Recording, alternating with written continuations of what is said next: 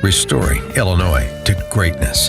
This is Illinois Rising, presented by the Illinois Policy Institute and hosted by AM 560's Dan Proft.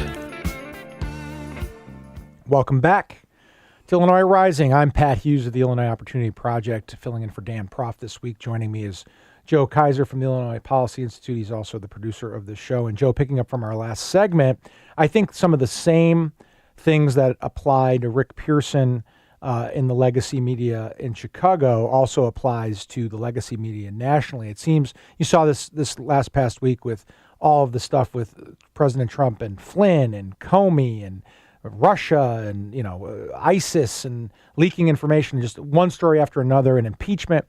And it seems like the one thing that the legacy media can do is try to gin up presidential scandal, because every single one of those people saw All the President's Men. Everybody wants to be Woodward and Bernstein. They don't recognize that so many of those days are over, and we can't every 10 or 15 years talk about impeaching every president that comes along, but it seems like there's that same kind of thing and also some Trump derangement syndrome. What's your thoughts on this? Well, I definitely think part of it is that appeal to the heroic aspect of journalism, this mythical idea like the Woodward and Bernstein thing. But also, I think the media is doing a good job right now, a bad job, but a good job of reporting on partisan hysteria and then turning that into some kind of scandal, which they haven't really uncovered yet. I think it's perfectly legitimate, and I think people should be skeptical of whoever's in power and be skeptical of government and ask questions. And there are legitimate questions here, but they're taking those legitimate questions, and instead of reporting on them and reporting on what might have happened, they're reporting on partisan hysteria from the left. They're reporting. Chuck Schumer said that James Comey should be fired in November or December, and now he's going the other way and saying Trump needs to be investigated for saying that James Comey should be fired. Maxine Waters actually said that if Hillary were president, she could and should fire Comey, right, but Trump shouldn't fire him. Right. You need to report on those inconsistencies. So I think there are legitimate questions to be raised. I think there's legitimate concerns, but I think the people that are raising those questions shouldn't be taken seriously, or they should at least be called out for their hypocrisy.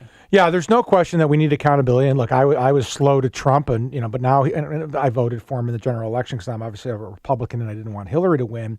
But I think he's done some good things. I wish he was a little bit tighter in his messaging, and sort of it seems like a wild ride over there. And I think there needs to be some staff shaking up. But that's beyond what's going on the left, right?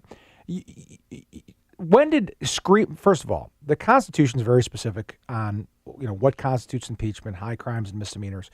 It used to be you had to have like evidence of that stuff, and there'd be an investigation, and now it's just, oh my goodness, somebody leaked something, whether it's a Comey memo or an anonymous source, and it's impeachment, and